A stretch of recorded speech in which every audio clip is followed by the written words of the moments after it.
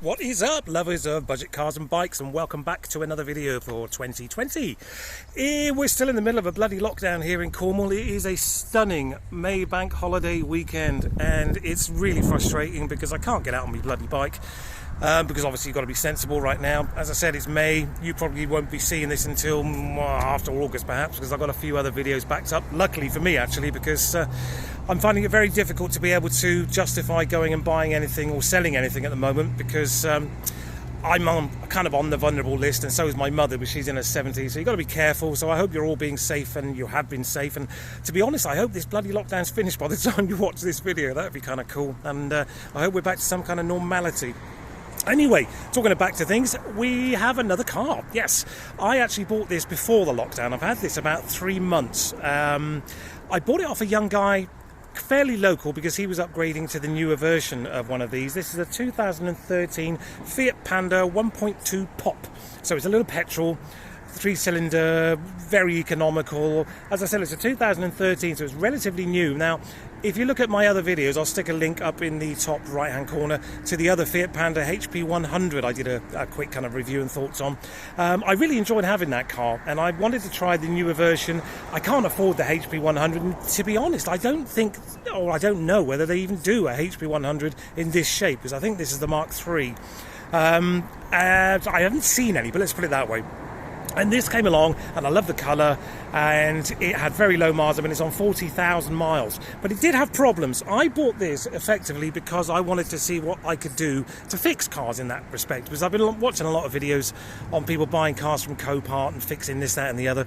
Now, when I bought this car, it had a load of problems on the back right-hand bumper. He'd reversed into a post.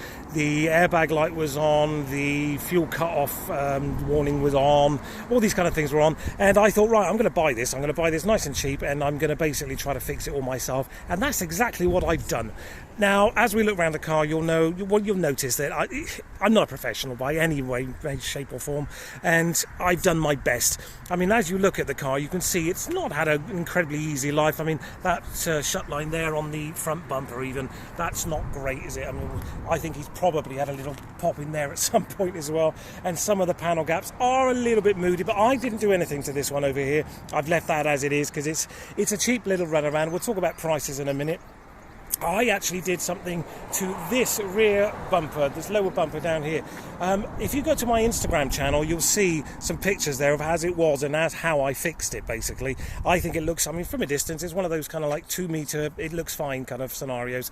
It's a bit more cream. It's a colour match, but it's a bit more cream than white. And I'm not quite sure why. That could have been the kind of orange primer I put on, I guess. I don't really know, if I'm honest, because I'm not a painter. I've just watched videos and I did it, and I think it's come out all right. It was only going to cost me 100 quid to get it done, but I wanted to try it myself because, you know, we're in this lockdown and I didn't want to take it to a garage. But as you can see, if you just kind of compare it to the other side, it's probably going to look a lot worse on camera than it does to the eye, as it were, you know. But again, it's had a little bit of a, you know, the shut line there isn't perfect. It's got a little scuff in this corner here as well, but nothing I'm going to worry about. If you look down the sides of the car, it's actually pretty straight, apart from a couple of little car park dings. As I said, this is a 2013 on 40,000 miles. It is a cam belt, but they're actually not due to be replaced until 96 months or 72,000 miles. So I've got until next March, basically. So I've got almost a year before the cam belt needs doing.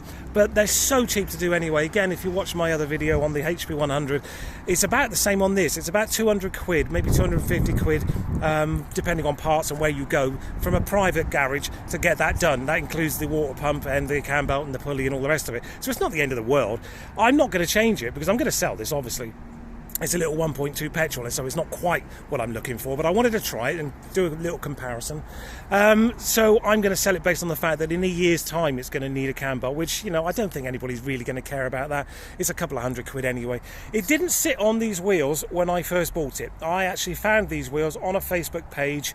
They were £90, believe it or not, and they've all got cracking tyres. If you look at that on there, I had to go a fair distance to pick them up, but they bolted straight on to this, obviously. They're a 16. I mean, they should come with 15, so obviously I upgraded this to 15s, 16s from 15s, and they're in really good nick as well, and they're for £1, as you can tell from the centre caps. And I even managed to sell on the old wheels, the 15s, for 50 quid, so they actually cost me 40 quid to change the wheels, and I think they look far better. I mean, that gives it a little bit of a sporty kind of feel, which, you know, is what I'm looking for. When we talk about car park dings, I mean, you can probably see there's like one there, there's another one there, another one here. I'm not going to worry about that. It's a PDR guy job. They can do all that kind of nonsense. This will probably sell to a young mum or a young guy or a young girl who probably won't really care about that kind of stuff, because the price point of these cars is so low for what they are anyway. Now, this is a 4-door, which is obviously very useful, and it's impeccably clean inside, apart from this tiny little bit on the seat there, which I'm not quite sure what it is. I think it's sand, because there seems to be sand everywhere in this bloody car, so I think they've been to the beach a few times. Got to clean that off. I did put new mats in here as well, as I always do. They're looking a bit grubby, because everything's looking a bit bloody grubby right now, to be honest. Sorry about the sunlight, guys. I hope you can see all that. Now, you'll notice this is off. I'll talk to you about that in a minute as we have a little look around the inside.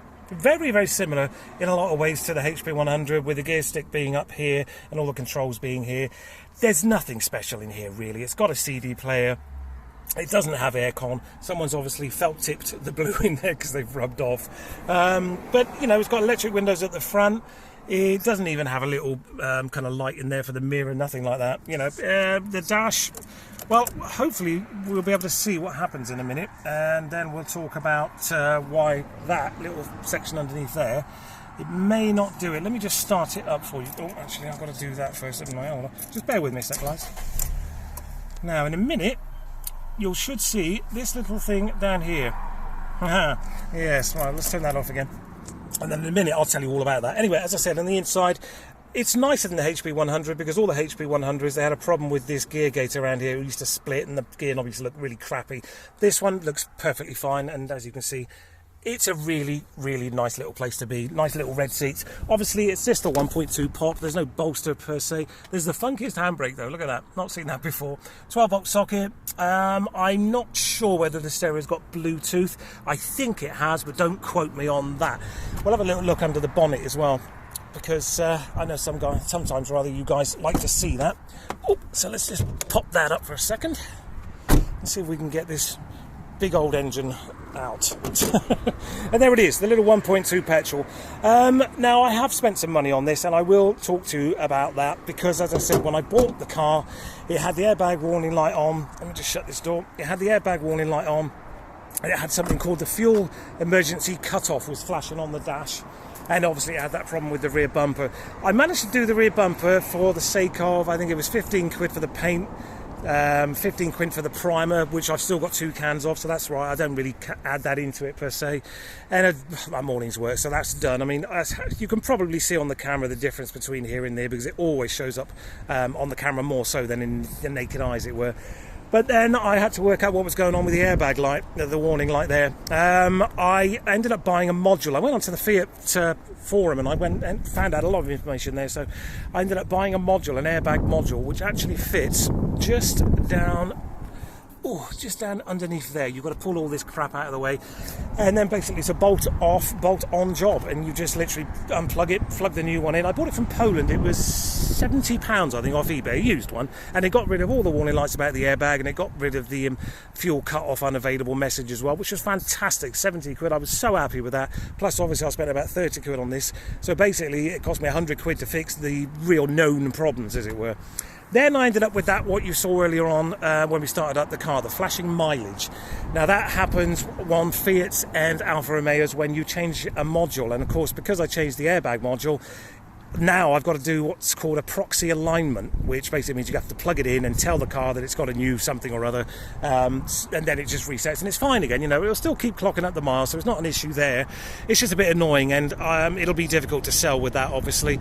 You can buy the kit. It's a multi-ECU scan kit, which is just the plugs and stuff like that, which is about 35 quid, and then the software is about 50 euros. So call it 75 quid and I can get rid of that. But I don't want to do that because I'm only going to use it once. So as soon as the garage is open, it's May weekend, bank holiday weekend here, so I'm hoping in the next month or so the garages will open. I can take it to there, 30 quid, they'll get rid of that, bang, done. The MOT is only until August. Now when I bought this, obviously I was thinking, right, okay, let's get this stuff done and get it out. But now because time's moving on, there's only 3 and a bit months left on the MOT, so I'm going to have to get a new MOT, which is a real pain in the bum. But, you know, it's only 40 quid, so for another 100 quid, if I can get this MOT for 12 months, get rid of that flashing mileage, fantastic. I'll be more than happy with that. Price-wise, well, I did say I'd talk about that. Book price on these is around about 2,900 to 3,000, something along those lines, with this kind of mileage, because as I said, it's only done 40,000 miles, so it's really low mileage. It doesn't need a cam belt for another year, so you should be looking somewhere in the region of $3,000, I would think, something like that. Because it's got a couple of little car park things and all the rest of it, I'm probably going to put this up at 2,600, something like that. Hope to get 2250, something like that, because I think that's what it's worth, quite frankly. With a 12-month MOT, it'll be worth 2250, somewhere along those lines.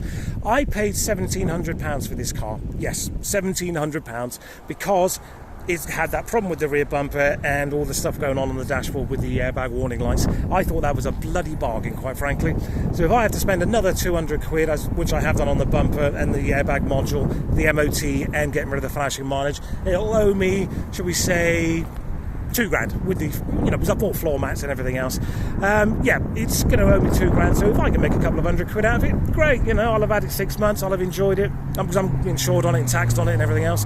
So I'm just going to use it for now. Not that I'm going anywhere because we're still in lockdown, but you know what I mean. It's nice to have a little run around, and of course, incredibly economical.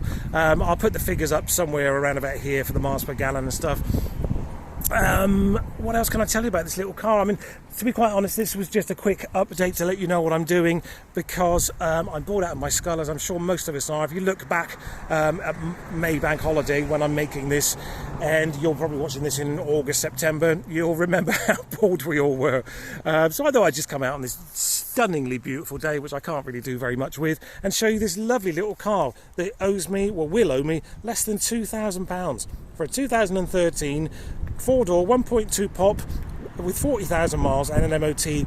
I mean, I haven't actually included the price of the wheels into that £2,000, but because I paid 90 for them and I got 50 back from the old wheels, I still think it's around about £2,000 it owes me. And as I said, it should be worth around about 3 and a forecourt, 2.6 privately. I'll be happy to make a couple of hundred quid on it, just for my work, as it were. And I've learned a hell of a lot, a huge amount, because I love to learn about doing things. I mean, I've never sprayed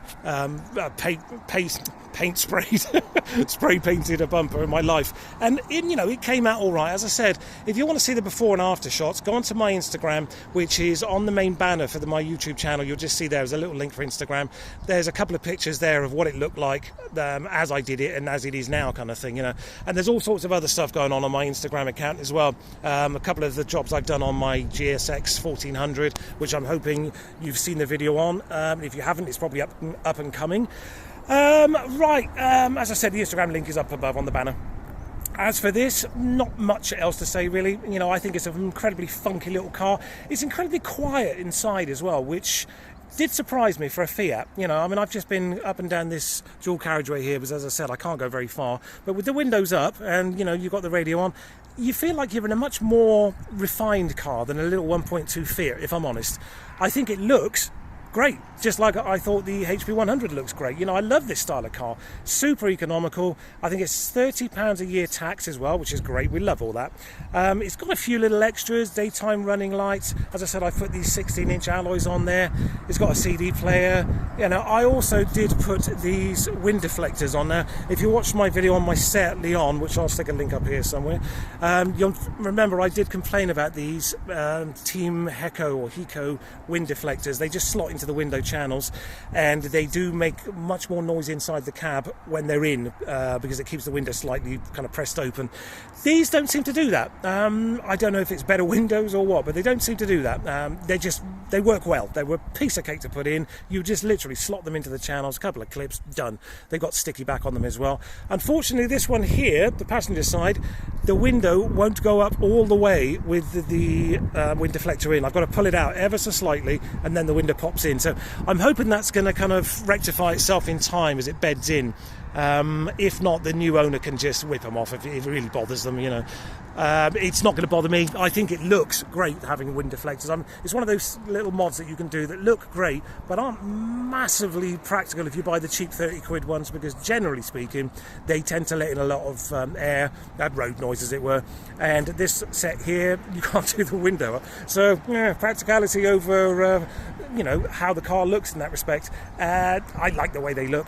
I'm not going to take them off. They cost me 30 quid. It was nothing, But bodywork wise, let's go back into that. There's a couple of stone chips here and there, as you would expect, but you know, I've touched those up with a colour match pen and it's come out great. I just think this is a fantastic little car. I mean, I'd have been quite happy to pay $22.50 for this myself, to be honest. You know, if I was looking to buy one of these. I mean, I'm not, obviously. I just bought this because it was cheap and I wanted to challenge myself and see what I can do, you know. I did consider getting bigger wheels, to be honest, but as I said, these came up at 90 quid and I think they look fantastic. I did also paint the calipers, as you can just see in there. I didn't do them red, it's a 1.2 popular, why would you? But I did do those. It's got new discs on the front as well, and I also painted the rear drums and put these little silver caps on the wheels. It's little things like that, I think, that help to sell a car, if I'm honest, you know, because there's nothing you can look at and think, oh Christ, that's looking a bit ropey. From most angles, you look at this car and you think, well, that's a tiny little car. It's on point with the colour because it's white. It's 4-door, well, 5-door with the hatch, so it's, you know, practical. It's incredibly economical to run, insure, tax, tyres, all that kind of stuff. What's not to like? And it's a newish car. The camber doesn't need doing, and when it does need doing, it's only like 200 quid. So, you know, it's just easy, isn't it, really? You know, a car like this is just bloody easy to own. It's not going to win any races. It's not going to win any beauty contests. But I think, personally, it looks funky. It's cheap to run, cheap to buy, cheap to own, basically, and you're never going to worry too much about it, are you? You know, it's never going to be a case of, oh my god, I need a new engine in my car, it's going to cost me £5,000, because, you know, they are incredibly reliable, these little Fiat engines. The HP100 never saw me wrong, and this one runs like a dream. I did do an oil change, an oil and filter change, and an air filter change as well. Thought I'd throw that in there just to let you know that I have been working on it. Great visibility as well. One of the funny things on here is these huge wing mirrors. I just thought that was a little bit funny, you know, just kind of remembered that. What else? That's probably about it, guys, to be honest. I would have liked tinted rear windows like they had in the HP100. It would have been nice to have tinted rear windows with the tinted hatch as well. Of course you could do that, you know, it's not going to cost you a lot. What's it going to cost? 150 quid to do that?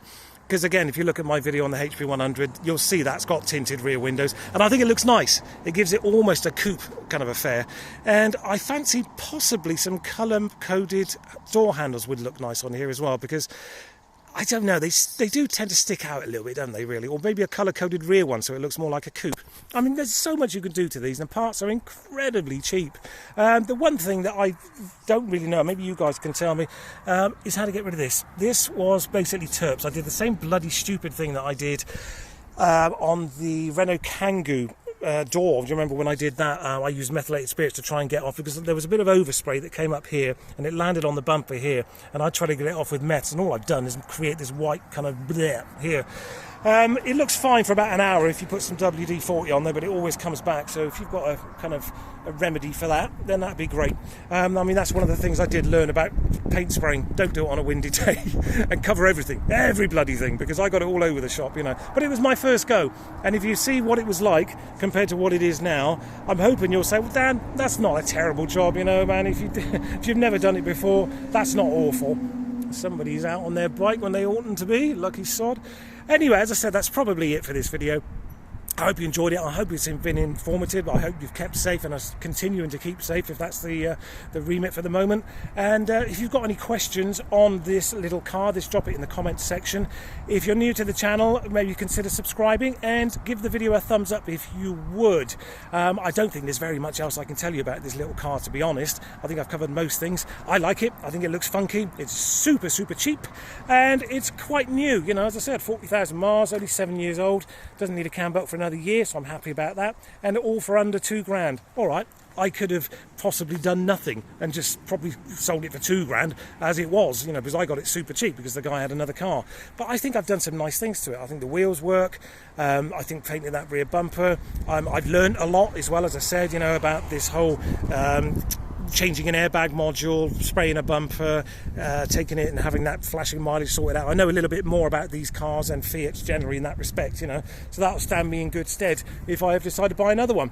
which I might, you know, if I find out that they do a HP 100 version of this, which I don't think they do, but if they do, then I'd love to have a go in that. Anyway, as I said, any comments, drop it in the comments section. If you've got one of these and you want some advice, got any questions about that, or you've got some advice for me, should I say, you know, if you've done stuff to yours that you think maybe I should do to this, anything you think I did wrong, as I said, drop it in the comments section. And if you want to see a before and after of that rear bumper, it's in my Instagram, which is on the main banner of this YouTube channel, so just click that and it'll take you straight there. All right, as I said, if you haven't subscribed, consider doing that. Give the video a thumbs up. Stay safe, guys. All right, and you'll see me in the next one in about 3 or 4 weeks. All right, thanks for watching. Take care.